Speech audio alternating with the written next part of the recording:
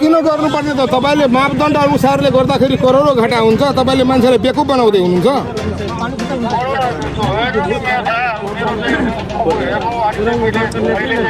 यहाँ हामी हेर्न सक्छौँ नि यो पनि सडक हातमा आइरहेको छ बालेन सरकार तपाईँकै पालामा यस्तो यहाँ हेर्नुहोस् भ्रष्टाचार भइरहेको छन् निकिता एन्ड राज कन्स्ट्रक्सनले करिब यो 2 करोडमा हातमा आउने खालको बाटो बनाएको छ यो ठेकेदारलाई तपाईँले कुन अवार्ड दिनुहुन्छ होला यसको लाइसेन्स रद्द गरियोस् र जिन्दगीमा यसले यो बाटो निर्माण सम्बन्धी कुनै पनि कार्य नगर्योस् त्यो अवार्डले सम्मानित गर्नुहोस् अनि मात्र देश बन्ने छ बालेन सरकार नभए तपाईँ सुन्नु न बीच बाटोमा पानी जम्दैछ त्यस्तो कहीँ हुन्छ दुवै साइडमा तपाईँको हाइट हुन्छ उचाइ बीच बाटोमा कहाँ कुन ठाउँमा तपाईँको कालोपत्रे गर्दा पानी जम्छ मलाई भन्नुहोस् त के छ न बाटोमा के भएको छ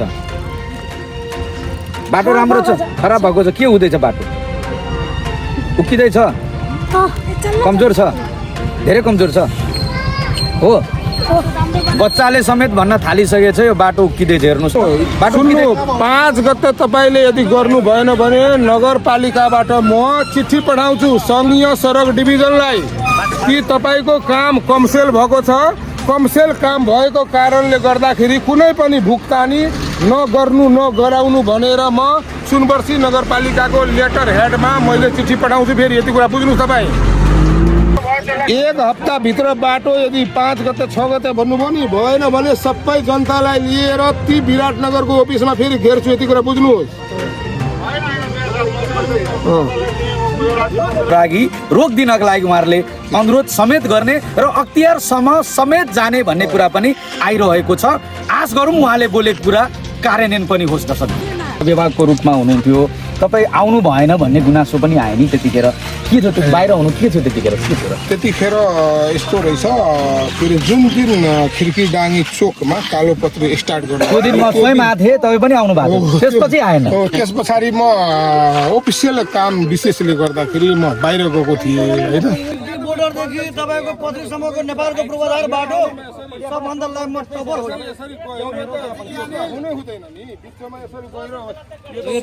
दर्शकबिन अहिले म यो सुनवर्सी नगरपालिकाको जुन अहिले यो विवादित बाटो जुन भनौँ न यहाँ तपाईँको विगत लामो समयपछि यहाँका स्थानीयहरूको अनुहारमा खुसी आएका थिए धुलो धुवाँबाट मुक्त होइन्छ भनेर यो जुन सङ्घीय सरकारले जुन बाटो यो सिक्टीदेखि लिएर अमरदह भनौँ न जाने बाटो जुन बनिरहेको क्रममा यहाँ खिकिरडाँगी चोक आसपास यहाँ जुन विवाद भएको थियो बाटो एकदम कमसल बनाएको छ निकिता एन्ड राज कन्स्ट्रक्सन कम्पनीले बनाउने लियो ठेक्का लिएको करिब 2 करोडको लागतमा निर्माण गरिरहेको यो जुन बाटो छ यो हेरौँ न यहाँ कालोपत्री भइसके पश्चात पनि यहाँ कमसल भएको व्यापक गुनासो आए कोर कटिङदेखि लिएर हरेक कुरामा यहाँ आफ्नै मनमर्जी ढङ्गले यहाँका ठेकेदारले कार्य गरिसके पश्चात अहिले म हेर्न सक्छु मेरो स्क्रिन पछाडि सुनवर्सी नगरपालिकाका नगर प्रमुख जो यो बाटो बनाइरहेको बेलामा कारणवश उहाँ बाहिर हुनुहुन्थ्यो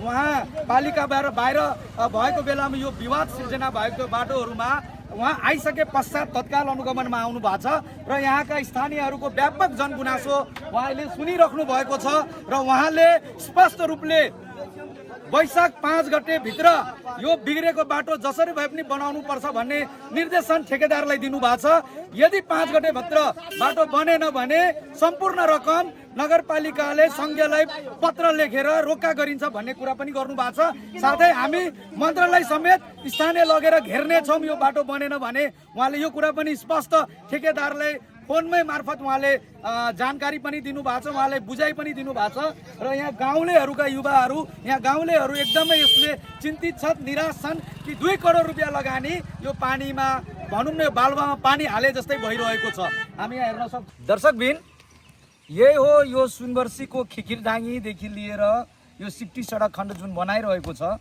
र निकै लामो समयदेखि जुन विवादित भएको सडक हो र यहाँ हामी हेर्न सक्छौँ यो पनि सडक हातमा आइरहेको छ बालेन सरकार तपाईँकै पालामा यस्तो यहाँ हेर्नुहोस् भ्रष्टाचार भइरहेको छन् निकिता एन्ड राज कन्स्ट्रक्सनले करिब यो 2 करोडमा हातमा आउने खालको बाटो बनाएको छ यो ठेकेदारलाई तपाईँले कुन अवार्ड दिनुहुन्छ होला?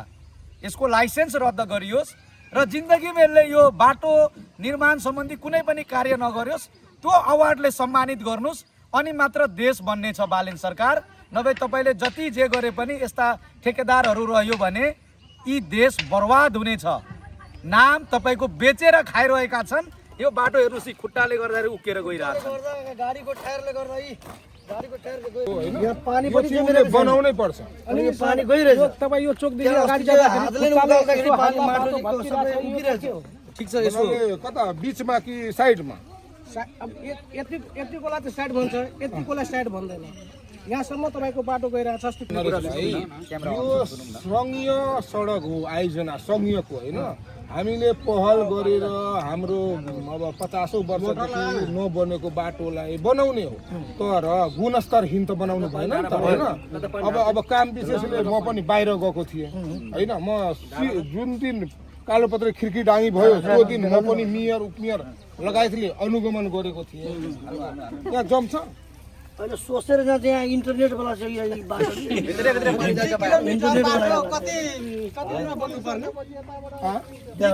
बाटो कति नबन्नु पर्ने?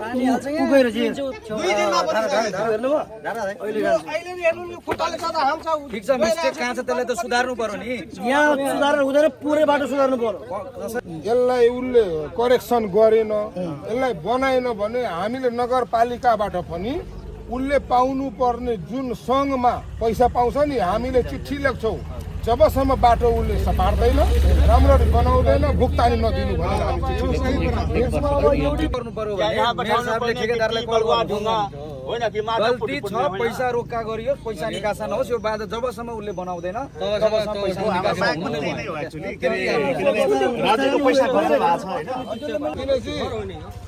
यहाँ म पटियापरामा यो कालोपत्र व्यापक जनगुनासो हुँदाखेरि म यहाँ अस्ति काम विशेषले बाहिर गएको थिएँ। आज आएँ यहाँ अनुगमन गर्नलाई। अनि यहाँ जुन व्यापकै जनगुनासो रहेछ, अनि यसरी तपाईँले कमसेल काम गरेर जहाँ पनि तपाईँको विवाद आउँछ, हेर्नुहोस् झपरतलमा पनि तपाईँले गर्नुभयो त्यस्तै विवाद आयो, यहाँ पनि तपाईँको विवाद आयो। तपाईँले गर्न के खोज्नुभयो? बीच बाटोमा यहाँ सुन्नु न, बीच बाटोमा पानी जम्दैछ, बीच बाटोमा पानी जम्दैछ। त्यस्तो कहीँ हुन्छ? दुवै साइडमा तपाईँको हाइट हुन्छ, उचाइ। बीच बाटोमा कहाँ कुन ठाउँमा तपाईँको कालोपत्रे गर्दा पानी जम्छ? मलाई भन्नुहोस् त।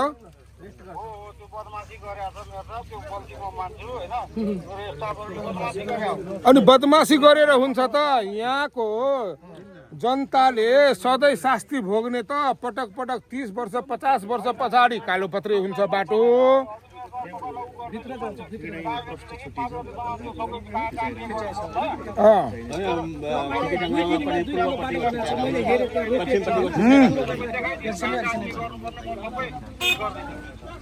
पाँच गते भित्रमा कहाँ तपाईँको डिफल्ट छ पिचमा?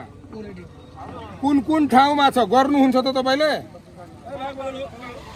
सुन्नु 5 गते तपाईँले यदि गर्नु भएन भने नगरपालिकाबाट म चिठी पठाउँछु सङ्घीय सडक डिभिजनलाई कि तपाईँको काम कमसेल भएको छ। कमसेल काम भएको कारणले गर्दाखेरि कुनै पनि भुक्तानी नगर्नु नगराउनु भनेर म सुनवर्सी नगरपालिकाको लेटर हेडमा मैले चिठी पठाउँछु। फेरि यति कुरा बुझ्नुहोस् तपाईँ।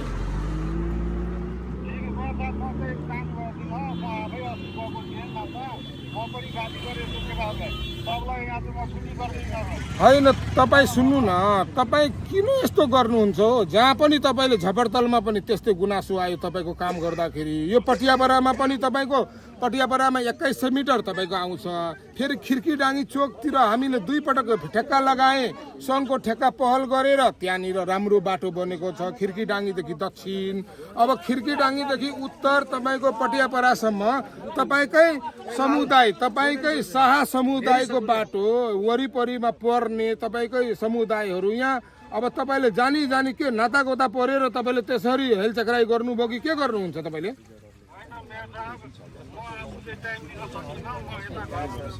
अस्ति भन्दा हुन्छ म सरल डिभिजनमा आउनु अनि कोर कटिङ पनि तपाईँलाई मैले हेर्दै थिएँ, कोर कटिङ पनि गर्नुभएको छ। अनि कोर कटिङमा तपाईँले जहाँ जहाँ तपाईँले मोटो मोटो थिकनेस छ त्यहाँ चाहिँ मात्रै गर्नुभयो। अनि जहाँ जहाँ तपाईँको थिन छ, पातलो छ, जब कि यहाँको जनसमुदायले भन्दा तपाईँले नटेर्ने, नगर्ने त्यस्तो पनि हुन्छ।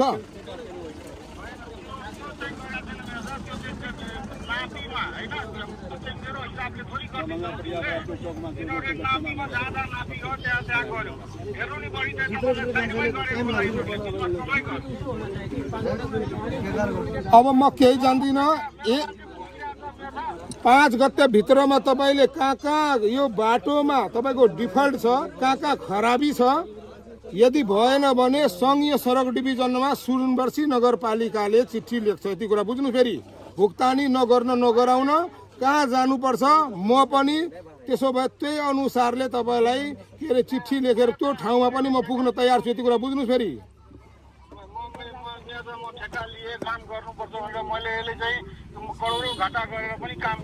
अनि करोडौँ घाटा किन गर्नुपर्ने त? तपाईँले मापदण्ड अनुसारले गर्दाखेरि करोडौँ घाटा हुन्छ। तपाईँले मान्छेलाई बेकुफ बनाउँदै हुनुहुन्छ।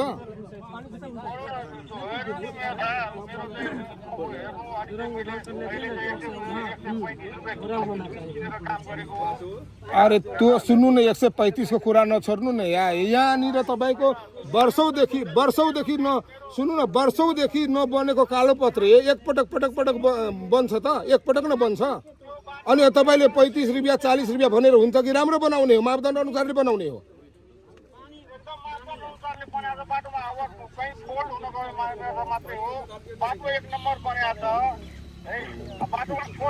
एक हप्ताभित्र बाटो यदि 5 गते 6 गते भन्नुभयो नि, भएन भने सबै जनतालाई लिएर ती विराटनगरको अफिसमा फेरि घेर्छु। यति कुरा बुझ्नुहोस्।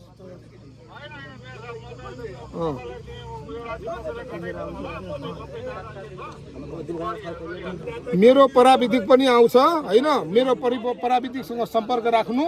कहाँ कहाँ फल्ट छ त्यो देखाउँछ। त्यहाँ चाहिँ बाटोलाई ओभरल्याप गर्नुपर्छ कि ट्याग कोड हाल्नुपर्छ कि कसरी हुन्छ? हजुरले ध्यान दिनु पर्यो नि। एकदम सरकारको विषय हो नि त यो। हामी आम जनता भन्दा पनि अब हजुर चाहिँ अभिभावक हो, यो नगरको अभिभावक हो। हजुरले चाहिँ कसरी अब यसलाई चाहिँ सही गर्ने त? यसतर्फ हजुरले अब एकदम राम्ररी पहल गरिदिनु पर्यो। सदस्य थियो हाम्रो गाउँकै, हाम्रो गाउँको सूर्यन शाह छ नि, उहाँले हजुरले फोन गरेर जाँदा हुन्थ्यो नि।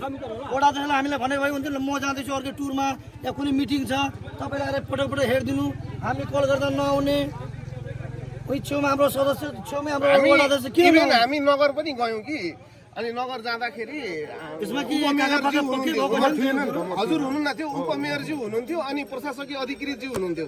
अनि उहाँले चाहिँ अभिज्ञता हामीलाई चाहिँ जानकारी नभएको कुरा देखाउनु भयो क्या। यस्तो कुरा देखाउनु भयो उहाँले हामीलाई। जस्तो यो मेयर साहब तपाईँ आज आफै स्वयं अनुगमनमा आउनुभयो। यो जुन पथरी सडक खण्ड जुन भनिन्छ, यसलाई भनौँ सिक्टी सडक खण्ड अमर्दको निकै लामो समयपछि यहाँका स्थानीयहरू राहत महसुस गरेका थिए, तर बाटो बनिसकेपछि एकदमै निराशा भएको छ। तपाईँ अनुगमन के हेर्नुभयो त्यहाँनिर?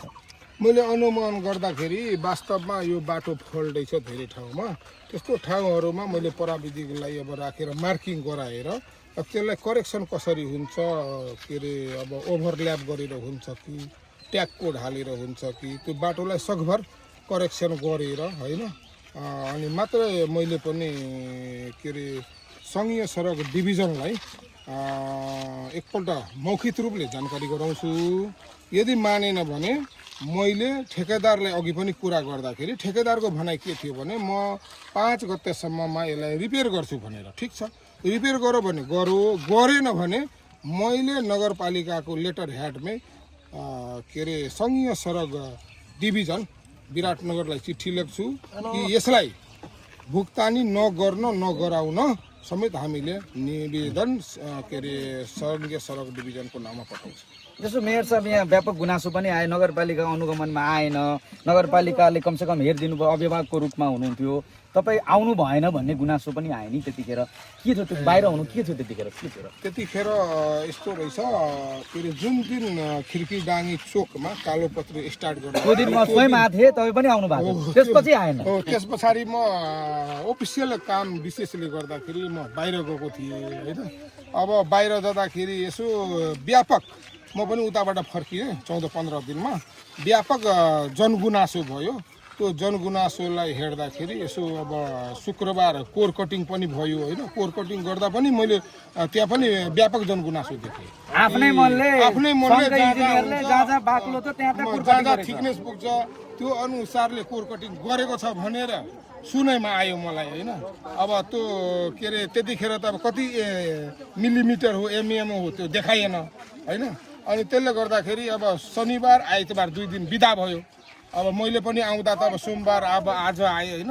आज अब प्राविधिक लिएर आउनु पर्यो, इन्जिनियरको टोली लिएर आउनु पर्यो होइन, योजना अधिकृत लिएर आउनु पर्यो। अब हेर्दाखेरि त धेरै ठाउँमा मैले हेरेँ फटाइ नै गरेको रहेछ यो ठेकेदारले। यो ठेक्काची पारेको हो Nikita and Raj construction company. यसको मलाई लाग्छ प्रोपराइटर दिनेश शाह भन्ने मान्छे हो होइन। मैले पनि कुरा गरेँ दिनेश शाह नै हो। ए फटाइ नै रहेछ। मैले कुरा गर्दाखेरि उहाँले करेक्सन गर्छु भनेर 1 हप्ताभित्रै वाचा गरेको छ। ठिक छ हेरौँ न 1 हप्ताभित्र गरेन भने के हुन्छ जनतालाई भनिदिनुस् न। 1 हप्ताभित्र गरेन भने नगरपालिकाले के अरे यो बाटोको लागि आवश्यक कदम सङ्घीय सडक डिभिजनमा चिठी पनि पठाउँछु र आवश्यक कदम कानुनी बाटो पनि हामी खोज्छौँ। हस् दर्शकबिन अहिले हामीसँग हुनुहुन्थ्यो सुनवर्सी नगरपालिकाका मेयर श्याम प्रसाद राजवंशीज्यू। उहाँलाई स्पष्ट ढङ्गले भनिदिनु भएको छ यो जुन बाटो बनेको छ यसमा एकदम फटाइ देखिएको छ, त्रुटि देखिएको छ।